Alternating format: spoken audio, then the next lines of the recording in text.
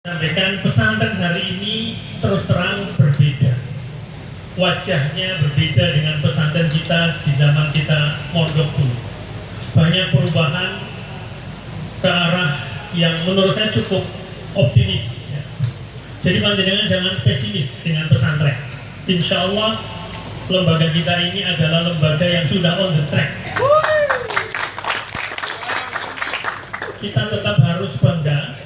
Artinya pesantren di Indonesia ini sudah diprediksikan bahwa lembaga ini adalah lembaga yang disebut indigenous, lembaga pribumi, lembaga lokal, lembaga pendidikan asli Indonesia yang insya Allah sekarang hampir semua menirunya.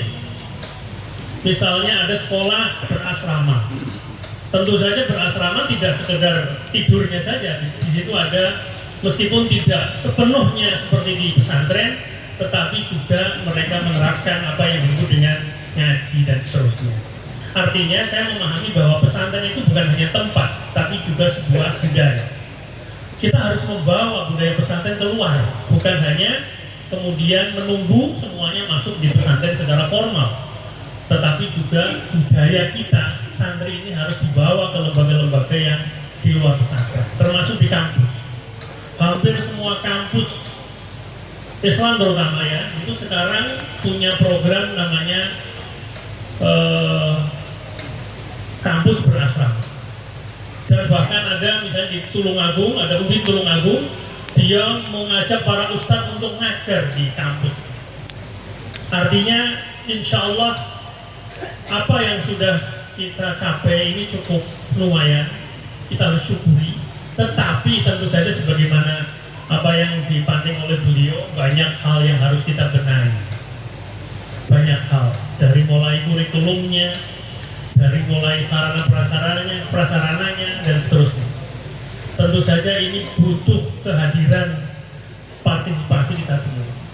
Kata kuncinya adalah dimanapun kampus pesantren yang unggul. Tentu saja kalau kita bicara santri unggul, kita harus mulai dari pesantren yang unggul. Artinya begini, memang kemarin waktu saya sharing dengan Bu Sumiarti, dewek pondoknya kayak baru bensinnya bisa melahirkan kayak awalnya dewek, katanya sombong banget Bu Sumiarti.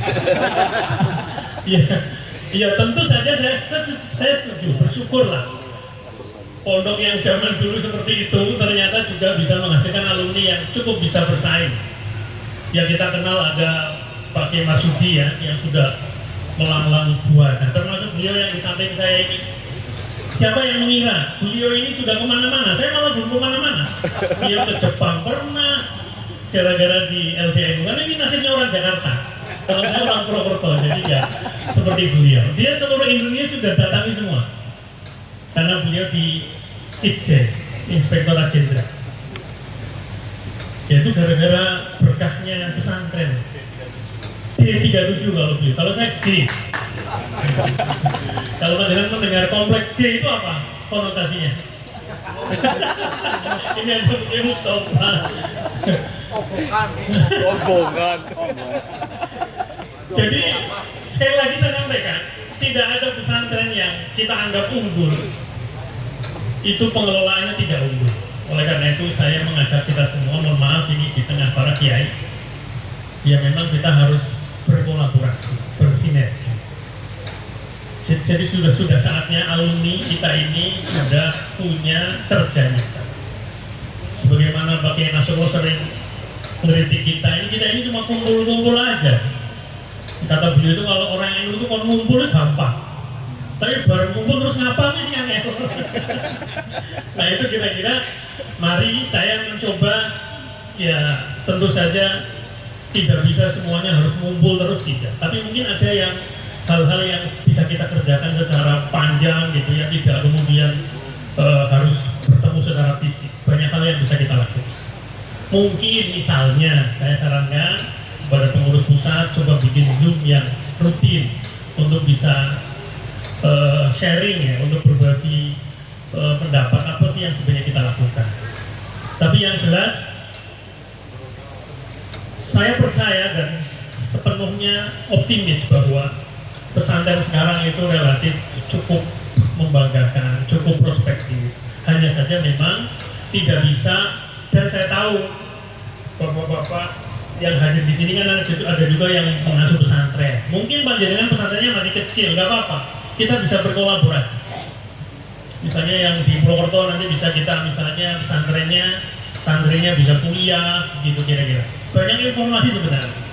Salah satunya misalnya ada beasiswa untuk santri. Jadi panjenengan nggak usah khawatir kalau panjenengan misalnya punya santri yang lumayan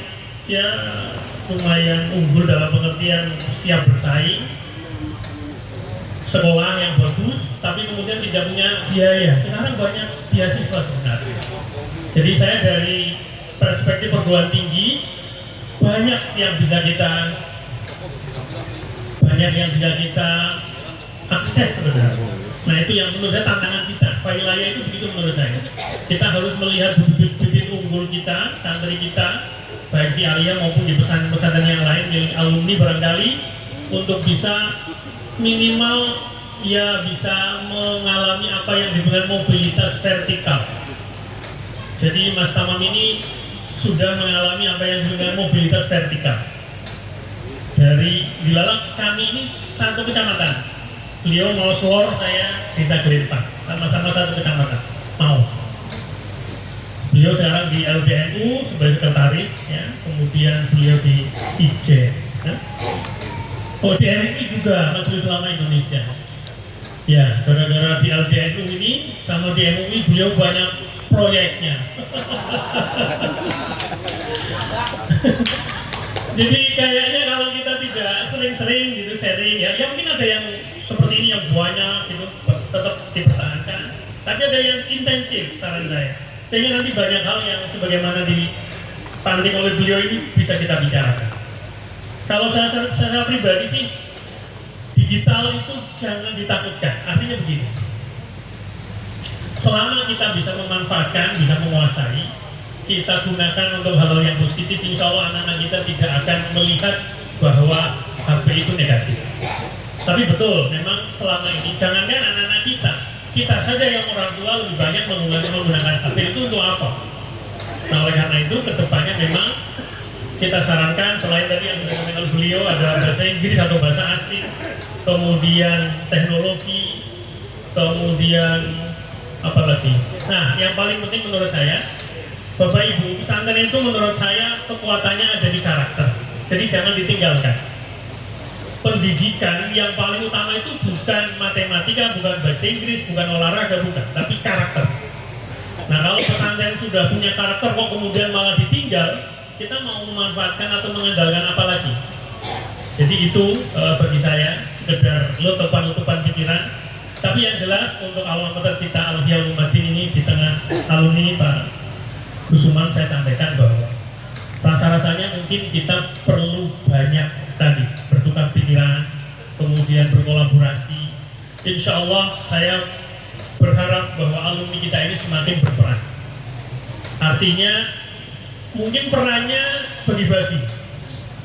Kalau ngumpulin duit untuk konsumsi mungkin banyak orang lain. Tapi kalau ngumpulin duit untuk beasiswa, untuk hal-hal yang lebih strategis ke depan, itu mungkin bagiannya alumni. Ya oke lah, sarana prasarana tetap penting ya. Karena itu kalau kita tidak betul-betul intinya memulai dari hal yang kecil, kita harus memikirkan pesantren kita ini harus punya badan usaha yang kuat. Itu ya selamanya kita akan, insya Allah kita tidak miskin-miskin amat lah. Kita ini sebenarnya untuk infak itu saya lihat semangat sekali. Nah, bagaimana uang yang terkumpul itu bisa lebih produktif, itu aja tantangan kita supaya kita bisa lebih membuat pesantren kita dengan pengelolaan yang lebih unggul sehingga kemudian lahir santri-santri yang unggul. Demikian dari saya mencoba untuk menahan diri, tidak usah terlalu panjang. Mohon maaf atas segala kesalahan. Assalamualaikum warahmatullahi wabarakatuh.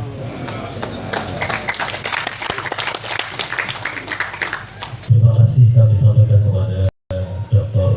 Mustinul Rumat MAG yang telah memaparkan tentang manfaat dari era digital ini untuk kemajuan pondok pesantren. Tentunya ada hal-hal yang negatif dan ada hal-hal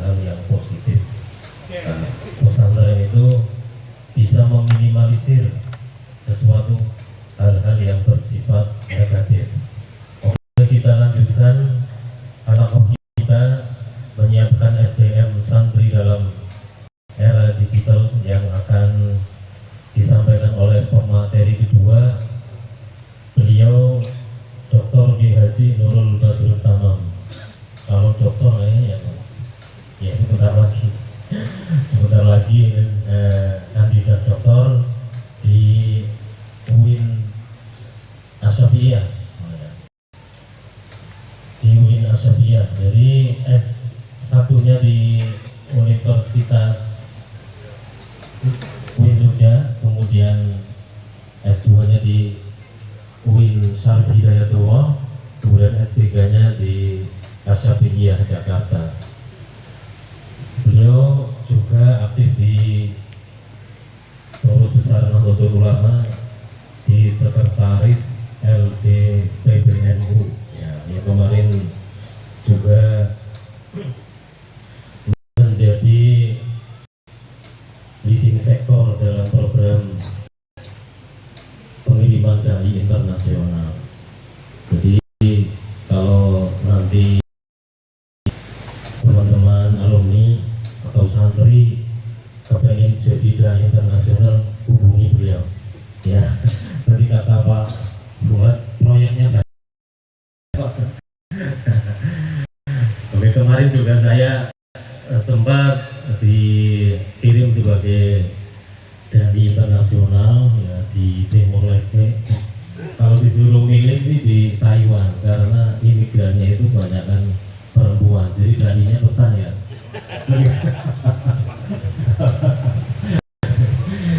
Jadi beliau proyeknya banyak, tambah juga ya, tambah bagus. Jadi iya nanti di PBNU itu setiap tahun mengirimkan duta dai internasional, ada di Korea Selatan, kemudian di ada New Zealand, di Timor Leste dan beberapa negara lain ya. Oke, kita langsung saja. Narasumber yang kedua akan disampaikan oleh beliau Dr. Kiai Haji Nurul Badrul Tamam. Kepadanya waktu dan tempat kami aturkan. Monggo. Bismillahirrahmanirrahim. Uhayyikum tayyibatan minallah. Assalamualaikum warahmatullahi wabarakatuh. Semangat apa semangat ini? Alhamdulillah an'amana bi ni'matil Islam wassalatu wassalamu ala asyrafil anbiya'i wa ala ashabihi wa man tabi'ahum bin amma ba'du.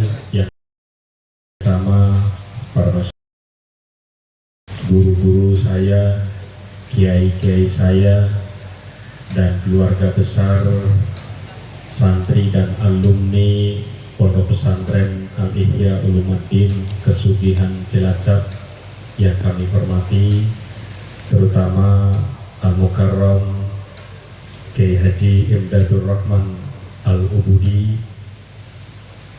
yang kita hormati bersama, Kiai Haji Lubul Umam. Ini yang pojok itu kiai saya juga, kamar D37, Kiai Masruhan. Tepuk tangan untuk beliau. Mana yang komplek D Darul Fawaid, angkat tangan. Tepuk tangan dong Darul Fawaid. Senang dan bahagia, saya Nurul Badrul Tamam, angkatan 90-93. Saya di SMP. Iya, SMP saja. Setelah itu aliyahnya di Tabak Beras, lanjut di UIN Sunan Kalijaga, Fakultas Dakwah. Jadi backgroundnya memang dakwah. Iya. S2 dakwah juga. Dulu favorit saya Al-Mukarram Kiai Haji Nasrullah tadi, dai kita luar biasa. Tepuk tangan untuk beliau.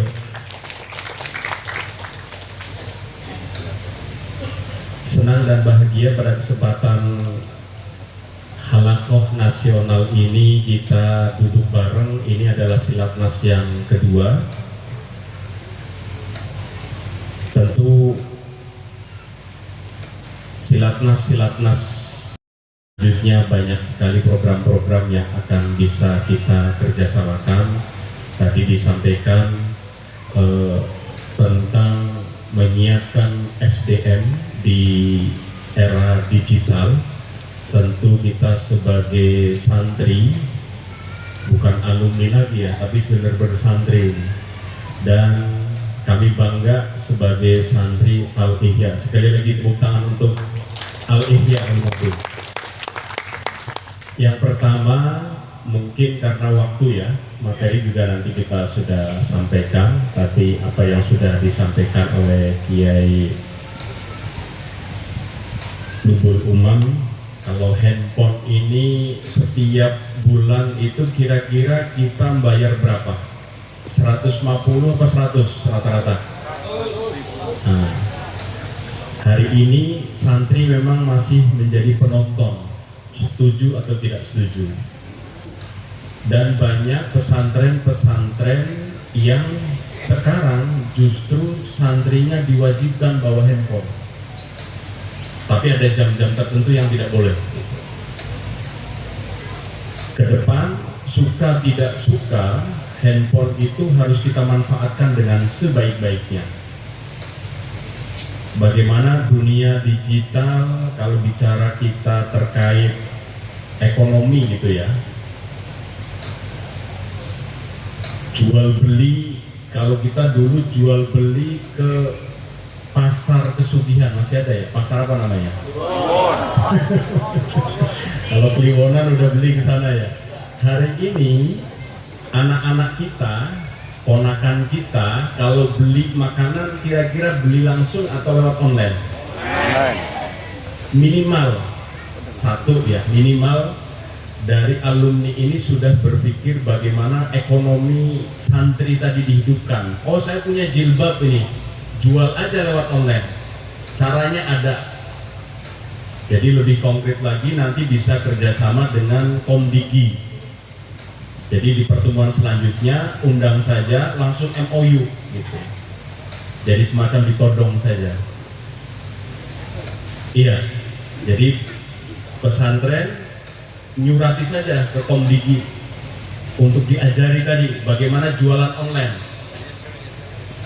Kayak workshop, pesertanya nggak boleh banyak-banyak, biasanya 30, 50 gitu, dan langsung clear.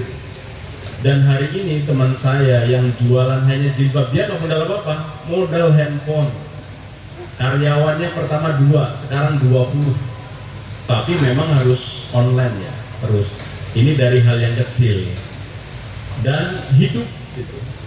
Hari ini memang santri itu masih di posisi kalau lihat data 10-20% menguasai di dunia digital, masih sedikit sekali, masih sekali. Kalau pesantren-pesantren yang sudah maju, Sidogiri dan lain sebagainya memang luar biasa itu ya. Di ekonomi, jualan online. Yang kedua, pembelajaran. Saya yakin para kiai yang ada di Al-Ihya ini kan sangat luar biasa sekali. Penguasaan kitab kuningnya dan sebagainya. Sekarang sudah ada namanya LMS, Learning Management System. Jadi misalkan Mas Kiai Mas Rokan ini baca kitab kuning takrib itu, dibaca, direkam, nanti diupload di sini dalam sebuah website, nanti dipadukan. Jadi belajarnya santri sudah di sini sekarang. Yang belajar bukan hanya 20-30, bisa 1000 ini. Jadi jangkauan santrinya itu bukan hanya yang mukim, tapi santri yang online. Di luar sana itu harus sudah dipikirkan juga. Yang pinter ngaji, yang pinter ceramah, direkam semuanya. Materinya apa? buat kurikulum khusus yang di pesantren dulu nih. Ini belum terjadi. Dan ini kalau dikembangkan sangat luar biasa sekali. Karena di semua kementerian sekarang pelatihan itu sudah model online semuanya. Jadi kelas belajar dulu lewat online, dia belajar, nanti nge-link ke YouTube. YouTube-nya larinya ke Al-Ihya. Jadi websitenya, jadi tim media di Pondok Pesantren Al-Ihya harus dihidupkan lagi nih. Nanti tinggal 5-10 orang ini dikursuskan. Undang bisa MOU dengan NU online, nanti saya matur. Tidak harus bertatap muka ini. Dalam waktu 1 bulan insya Allah setiap kegiatan, setiap aktivitas apapun itu semuanya dimasukkan di dalam sebuah di website tadi. Dan semua alumni wajib klik subscribe, berikan komentar, harus menjadi buzzer yang positif. Setuju atau setuju? Setuju. Yang ceramahnya bagus-bagus sama Kiai Abdul Fattah, semoga besok ke Jepang ya. Ya kemarin baru di Timur Leste insya Allah 1 bulan. Ya. Ada yang 1 minggu ini.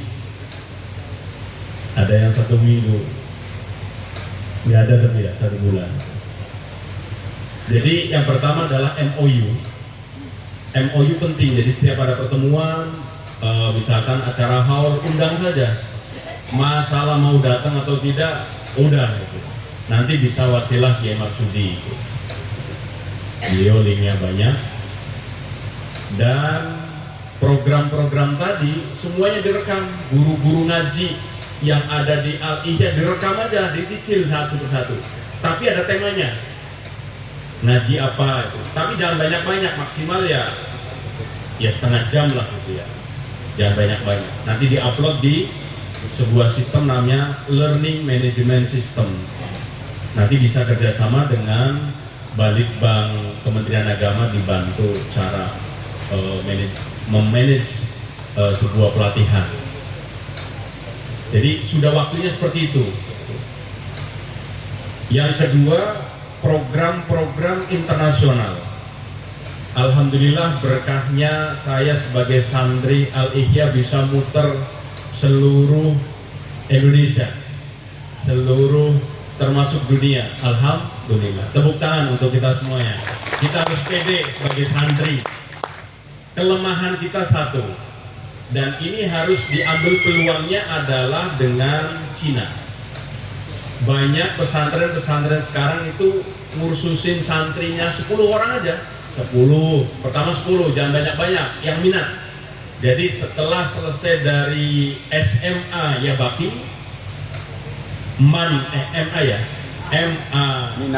minat ya, minat. Kalau yang perempuan sama minat.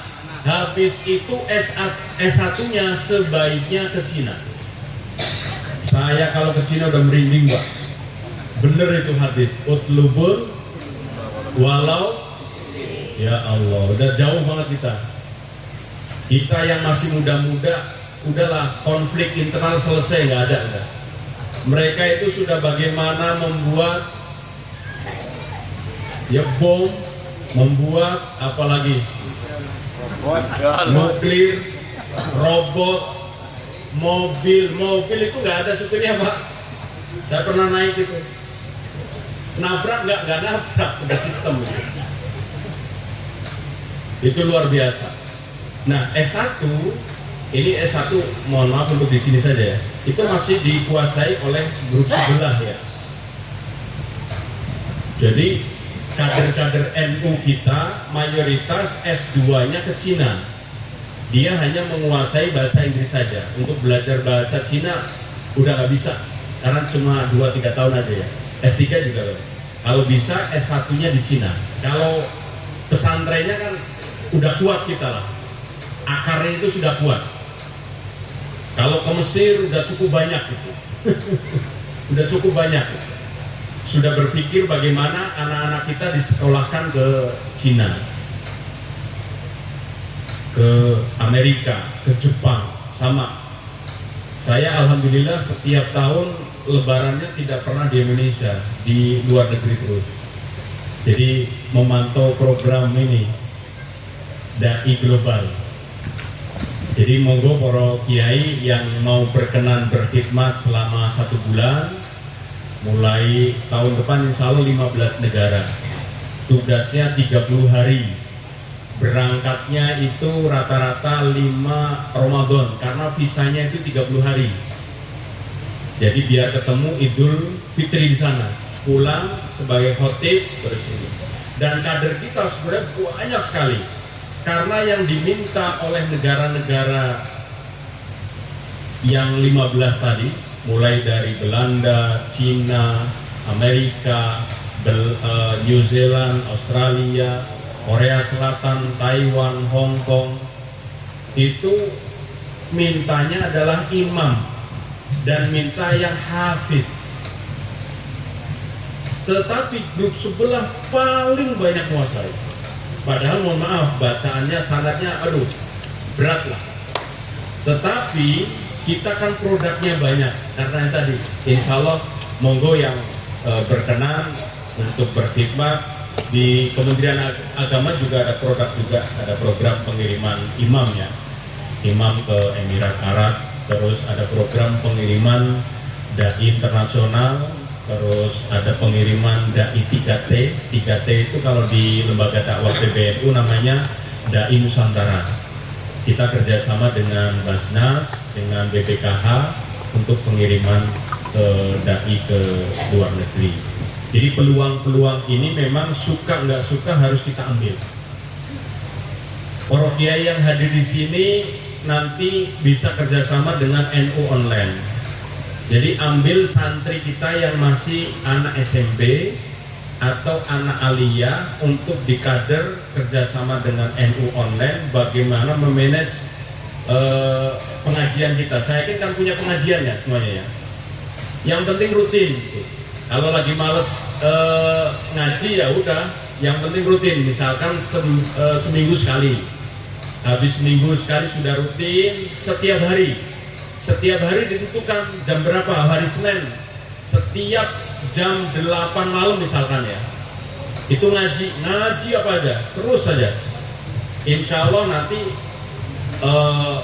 media di dunia maya kita akan dipenuhi oleh santri. Hari ini kita dihadapkan dengan media TikTok, betul nggak? Jualan. Kalau TikTok semakin terbuka, semakin banyak yang nonton nggak? Kalau giliran yang ngaji, ada yang nonton nggak? Nah, ini tantangan juga. Sudah saatnya mari kita istighfar bareng-bareng. Astagfirullah. Kita penonton semuanya. Sudah saatnya menjadi pemain. Isi ruang-ruang publik tadi. Caranya gampang, tinggal klik saja. Yang penting apapun kalau itu yang positif lakukan sesuai dengan kemampuan kita masing-masing. Sudah saatnya. Bagaimana game kita, anak-anak kita banyak gak? Game-game yang gak jelas, banyak sekali. Lagu-lagu anak-anak kita juga sudah gak ada ya. Alif, Ba, Ta, Sa itu nyari di YouTube juga. Yang produk santri nggak ada. Ini menjadi tantangan buat kita semuanya. Dan yang terakhir adalah sinergi. Banyak program-program hampir di semua kementerian itu ada. Dan sudah waktunya memang harus MOU kerjasama. Dan yang terakhir, kami mengucapkan terima kasih kepada panitia yang sudah melaksanakan sukses lancarnya Silatnas yang kedua. Semoga berkah untuk kita semuanya. Terima kasih. Wallahul muwaffiq ila aqwamit thariq. Wassalamualaikum warahmatullahi wabarakatuh.